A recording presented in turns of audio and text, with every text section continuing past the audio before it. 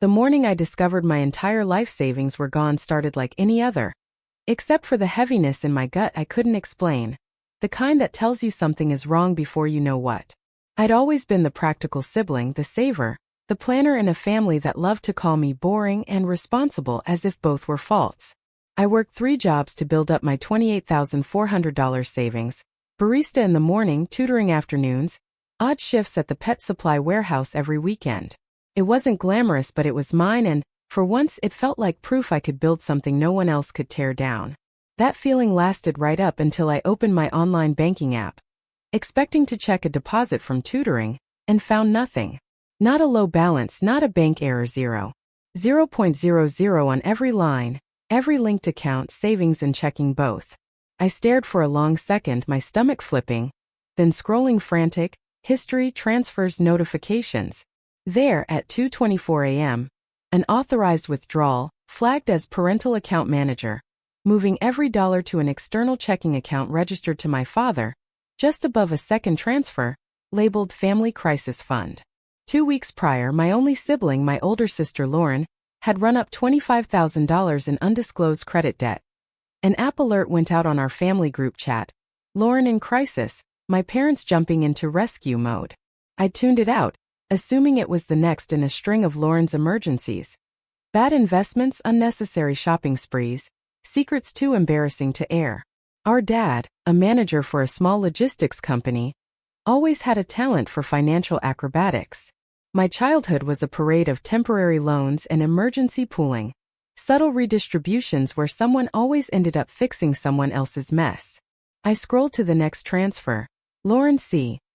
Debt repayment memo, family. I couldn't breathe. 3 years of skipped coffees, missed nights out, the old used Corolla I kept running far past safety, every bonus check squirreled away as insurance against life, gone in 2 keystrokes. I called my dad's number, the one he always answered for Lauren's requests, not mine. He picked up on the 3rd ring, voice casual as ever, not even feigning confusion. Morning, kiddo. Something up? My hands shook. Did you empty my savings? I said it low measured, trying not to sound like the small panicked child I suddenly felt like. He sighed, as if already planning to explain away my worry. Lauren had a bit of trouble, you know the whole thing. The money's already family money, honey. You're not losing anything. We're just keeping things together. Family money. That was the phrase in our house for any resource that wasn't Lauren's but that she wanted anyway. My dad always believed in redistribution, but only one direction, from builder to needy, from me to her, politely framed as helping family. I wanted to scream, wanted to throw the phone, but I felt trapped by the old rules. Keep the peace, don't shame the family, trust your parents. You could have asked, I managed, hating the tremor in my throat. Silence, then a gentle if condescending chuckle. We don't ask for what already belongs to us, he said. You're a good kid, Lauren will pay us back. We're a family. There are no walls inside this house. I hung up, my vision swimming. For a minute I thought I might collapse. I sat heart pounding and replayed every moment in my childhood when things like this nearly happened but didn't, because my mother stepped in, or because the need wasn't quite dire enough.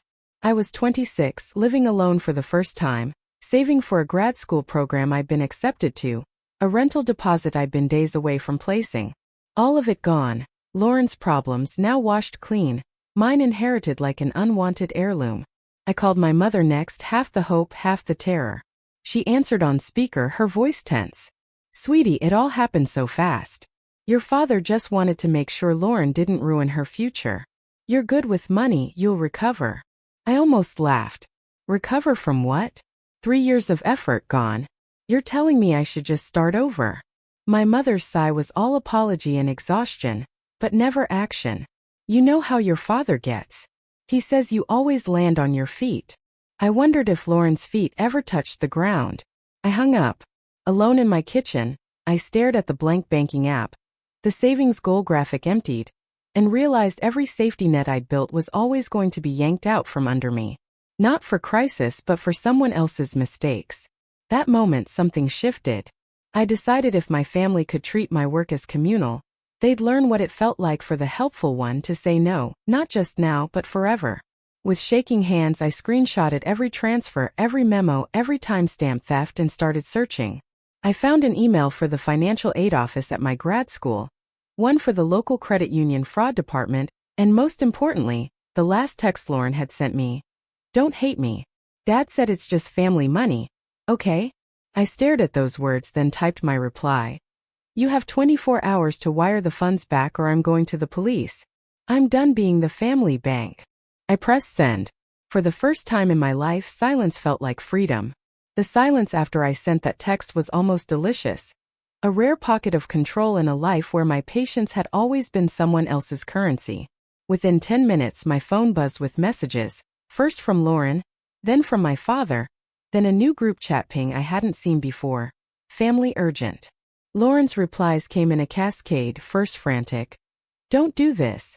This is between us. Dad said you wouldn't care, you'd understand, you always do. Then manipulative. You know how bad I had it, you never had those struggles, followed by outright guilt. If you call the police, it'll ruin everything for all of us. You'll be the reason Dad loses his job. My dad's messages were more controlled but no less insulting. If you embarrass the family, don't expect to come home for holidays.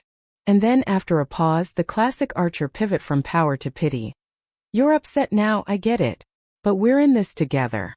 You know your mother's health isn't great. Don't add stress. In the group chat, my mother posted the worst take of all, her brand of playing both sides. Let's all calm down.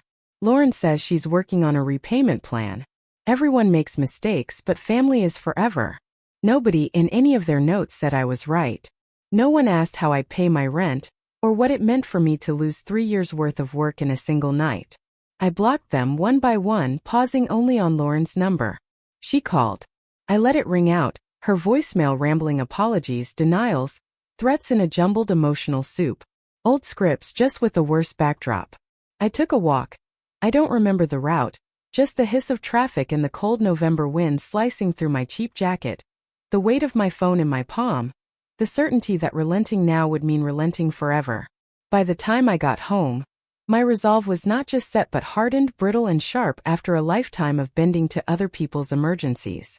A friend from the tutoring center, Zoe, texted just to say hi and check if I was still able to split rent next semester. Her casual "you always make it work" reminded me how invisible the cost of being the capable one can be. My heart twisted, not with envy for Lauren, but with rage that she would never know the humiliation of being robbed by her own family, then expected to say thank you. That evening I put together my case. I exported bank records, created a timeline of the unauthorized transfer, wrote a statement detailing the context, and attached Lauren and Dad's texts. I sent it all to my bank under fraud allegation, coercive family withdrawal, copying in my credit union's branch manager, and the state's online fraud reporting portal. I also forwarded the threat to my grad school, requesting a temporary deferment until the funds were recovered. The fraud agent at the credit union replied faster than I expected. This is a clear violation. We will freeze the recipient account while we investigate. Please confirm if you wish to pursue civil or criminal action.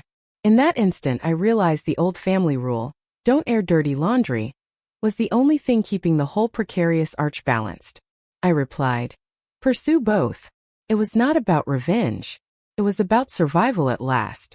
That night before sleep, a final text landed from my father. You've made your choice. I hope you're happy. For the first time in my adult life, I didn't reply. I slept better than I could remember, dreaming not of being rescued or returning home, but of a blank check with my own name on it. The next morning, 2 surprises waited. First, the credit union's fraud office. Transfers had been reversed, at least partially. My account flashed with $13,200 restored. The rest still pending, tied up in outside funds and flagged for investigation. The second surprise was an email from Lauren. This time her real voice. You win. Most of what Dad sent paid my credit cards. The rest I don't have. If they press charges, I'll get fired. Please, don't do this. For a moment, just a moment, the old reflex twisted inside me, the urge to fix, to patch up, to take the high road. Then I remembered my empty bank app, my lost nights out, my dreams deferred so she could shop or fail in private. I answered her with a single line. Return whatever's left. I'm not your solution anymore. That day, I applied for a second tutoring gig, sold the old video game collection I'd saved since college, and scheduled a meeting at the legal aid clinic downtown. The world didn't end. My apartment was still warm, my bed still mine. For the first time, my savings, what was left, felt like it might actually belong to me. I didn't know if the rest of the money would come back. But with every boundary, every silence, I carved out a new shape for my own life, one text at a time. No longer property in the bank of family emergencies ever again. The days blurred into each other with a heaviness I hadn't expected. Not the chaos of open confrontation, but the stinging clarity of what it meant to permanently redraw the lines between myself and my family. The apartment felt emptier, not for lack of noise but for the new awareness that nobody would swoop in to fix things but me. I went to work, taught my students, relearned the numbers of want and need, counting dollars in places where I once counted on love. Dinners mattered less now. I ate standing at the counter or, some nights, not at all, and discovered solitude isn't always silence. The thoughts that filled the rooms were louder and sharper than anything my family had ever said aloud.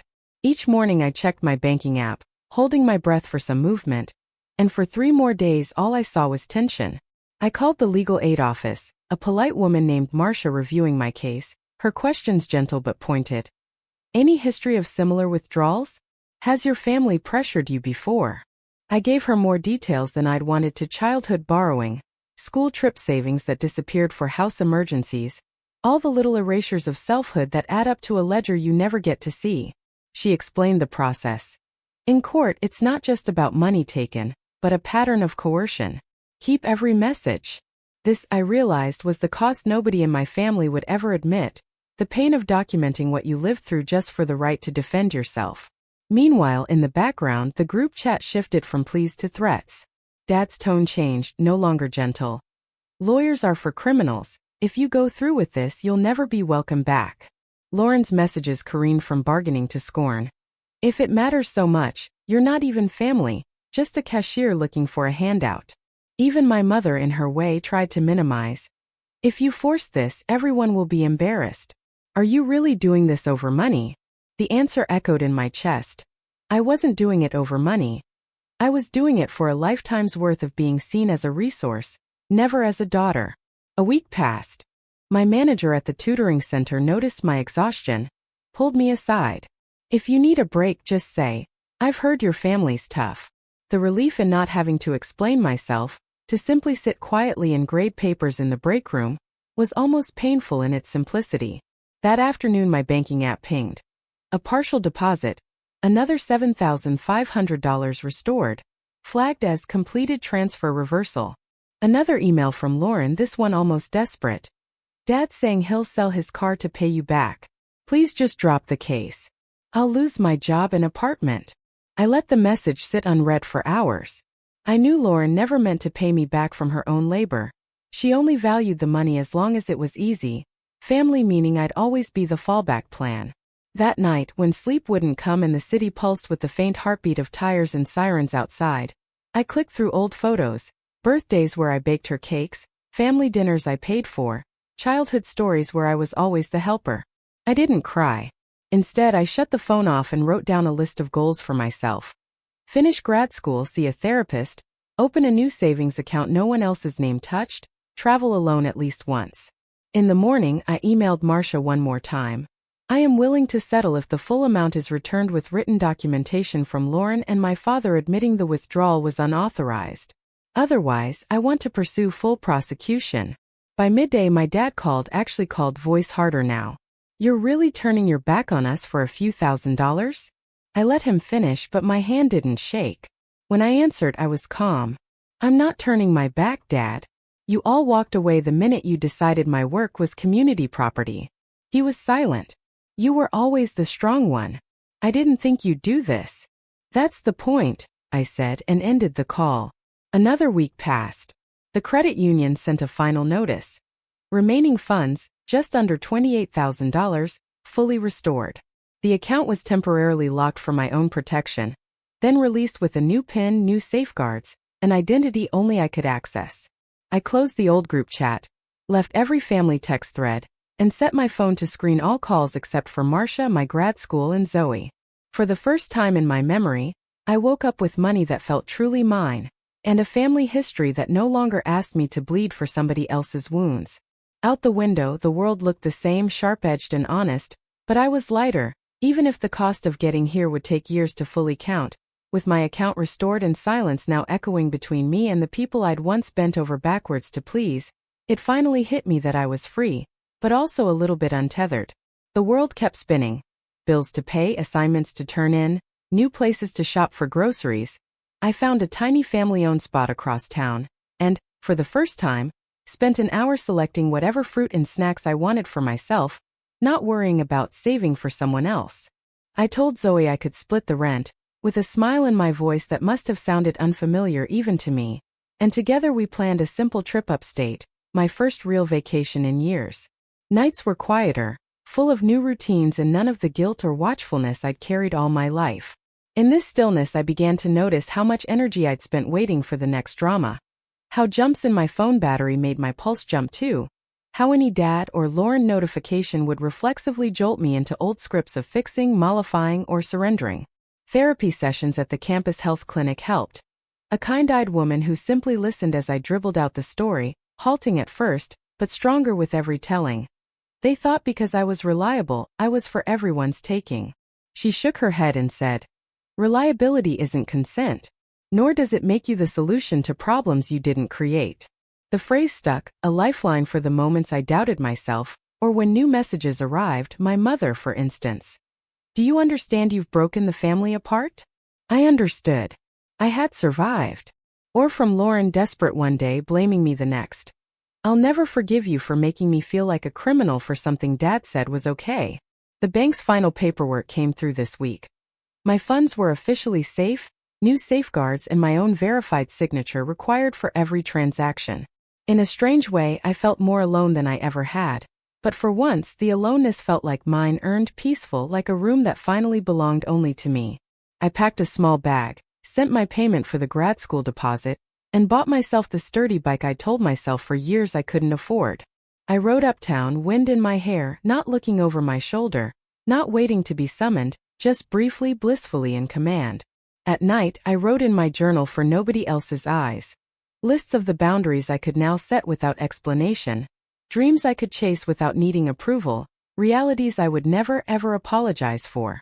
My story, I realized, wasn't just about losing money or being betrayed. It was about learning the difference between supporting family and being sacrificed by family, and then choosing finally to never again let that line be crossed. I started attending a support group for other adult children of toxic families, some of whom had stories so much worse than mine. Violence, homelessness, betrayals with deeper scars. Together we shared laughter and plans, not as victims but as survivors building new definitions of family, with people who valued our contributions. Zoe celebrated my restored account with takeout pizza and a cheesy "Congratulations, you're solvent" card. And as we lifted our slices, I made the first real toast of my life. To freedom, not from responsibility but from being robbed of it. There was still grief, still the urge to reach for my phone and hope for real apologies or miracles. But with every birthday, every quiet night, every stable paycheck, those old cravings faded a little more. My father sent one last email, no subject, just a whole paragraph of blaming me for the rift in the family, insisting I'd made Lauren's mental health worse, that I'd walked away when we needed you. I stared at it a long time before finally replying. "When you stole from me, you taught me my only value was as a resource, not a child, not a person. I hope someday you see why I had to build my own life. But I won't ever be your property again. Goodbye." I blocked the account after. With every step forward, I built more of what had been stolen. Not just the money, but the simple daily peace of never wondering when exactly I'd be handed another family emergency. In the end, that was worth far more than the $28,400 I'd lost, and at last reclaimed. As spring settled over the city, I found myself waking before my alarm, light through new curtains, no dread gnawing through my first breath. In the weeks since my money had been returned, nothing from my family could reach me. I'd changed my number, rerouted all mail, and taught myself not to flinch at every buzz in my pocket. My bank balance grew slowly. Paychecks, long overdue refunds, birthday gifts from friends who chipped in for my grad school books. Generosity that didn't feel suspicious, that didn't leave me dreading the moment of its repayment. In the absence of obligation, my world got bigger. I read at coffee shops instead of scrambling for extra shifts, biked to the river just to watch the water and remember that joy, too, belongs to people who once thought their only value was keeping the peace. Lauren's voice haunted me less and less when a mutual friend texted, "She's still spinning her own story, just let it go." I practiced letting my jaw relax, my fists unclench. I saw with fresh eyes the way our parents' love had always been conditional, the ways my routine had kept the family's secrets quiet for years, not because it made me good, but because it kept them powerful. With therapy, books, and slow, stubborn effort, I built new normal. Group hikes, silly inside jokes with Zoe, study nights at our scratch kitchen table, days when I went to sleep proud of what I'd done on my own terms. My grad school acceptance finally felt like a finish line, and a starting line. The first bill I paid from my own account felt ceremonial, the first meal in my new apartment a feast. At orientation, when the other students gathered to trade stories of parents who helped with moving or books, I didn't envy them. I'd learned what a real safety net looked like, boundaries, not borrowed money. A few months later, I got an official letter, Dad's retirement announcement, forwarded by an uncle, no mention of me, just a list of family triumphs, Lauren's jobs, the legacy that would carry the family name. Reading it, I realized for the first time that I didn't want to be a part of his legacy, not at the cost he set. The past was still there, but it no longer defined me. That Thanksgiving, I didn't set a table for anyone else's comfort. Instead, I shared dessert with friends new and old, remembering what it feels like to laugh aloud, unwind, and know no one will ask you for one final favor. I kept my promise to myself, my savings account, my PIN, my rules. At night, I wrote in my journal, "I am not a bank account. I am not the family's fix. My value is mine, and I will never let someone take what I built again." No apology, no explanation, just a closed door and the peace of a life earned, dollar by sacred dollar. If you're reading this and you've ever lost what matters most to a family emergency, know this. You are not selfish for making yourself the limit. You're just finally remembering you matter too. That, more than graduation, more than any money, was the first real inheritance I ever claimed.